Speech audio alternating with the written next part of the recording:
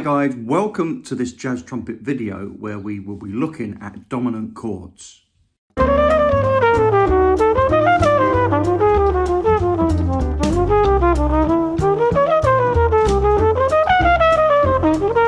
So that of course was the middle eight of I've Got Rhythm Changes. Let's listen to another example.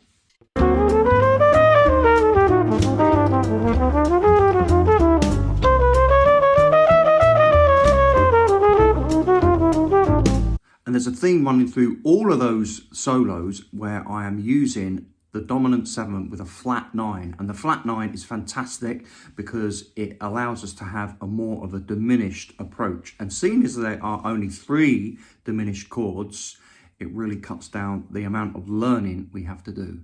Make sure you stick around to the end, guys, because I will show you the theory bit of how these 3 diminished chords work over all of the dominant chords.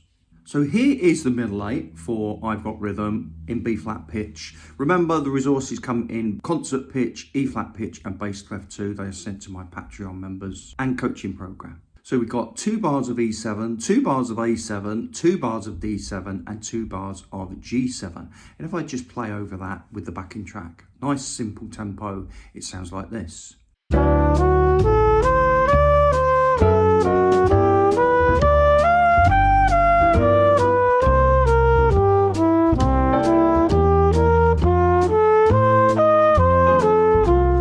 What about if we omit the root and just use the flat 9? It sounds like this.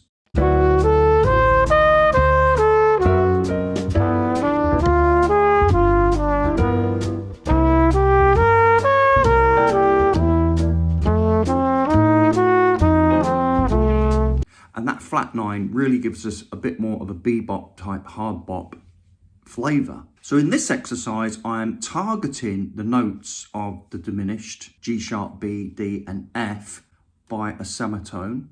And then when I descend, again, I target by a semitone coming down. So it sounds like this.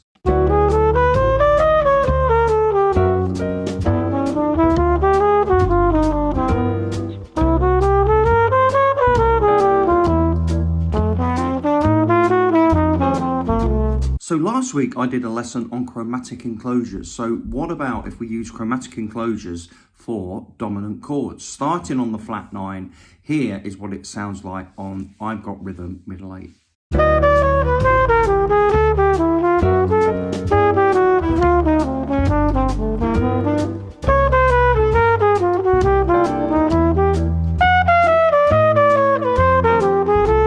And at the faster tempo.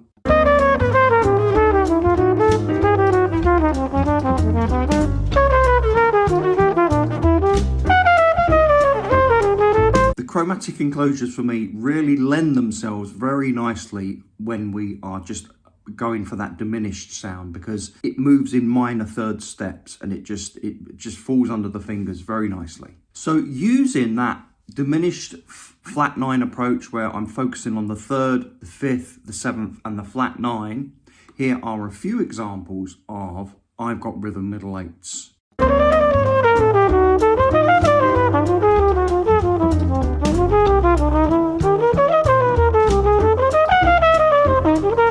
And of course, I'm using the vocabulary that we already spoke about in creating easy bebop lines, which you can see the link above my head.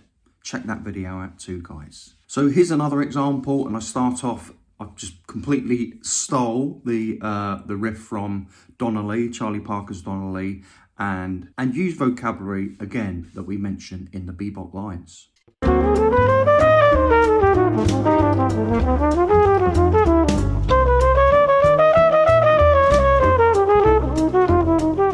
So as I've mentioned in the other videos, you know, you can learn these types of phrases in big long licks, maybe do 8 bars at a time. But for me, I've found it much more beneficial when I've broken it right down and learned this vocabulary in very small chunks. Again, I'll put the link to some videos that I feel might help you if you're interested in learning in this style.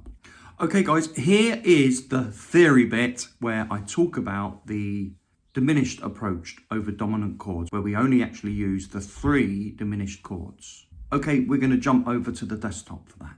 So here we are now on my desktop, and you can see I have written out all of the dominant chords.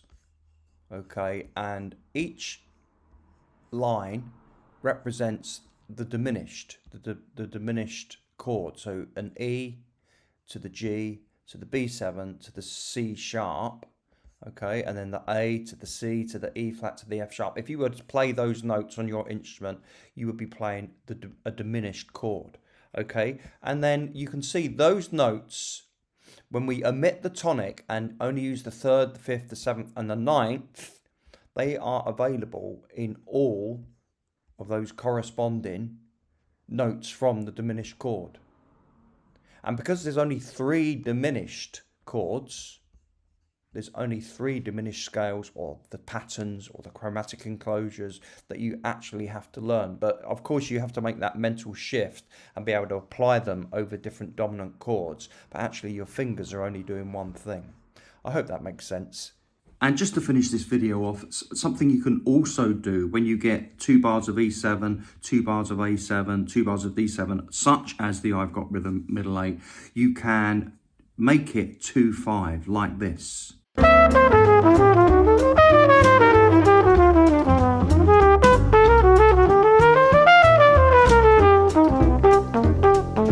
So again, the resource that you've seen, the PDF resource that you can see here next to my head, that will be sent to my Patreon members and coaching program members, along with a backing track at 190 and one at 135 BPM. So you can really get these patterns and exercises under your fingers. Okay guys, I hope this has helped. Remember to subscribe, remember to share and like the video, of course, if you have liked it. And I'll see you in the next one. Okay, thanks for watching and bye for now.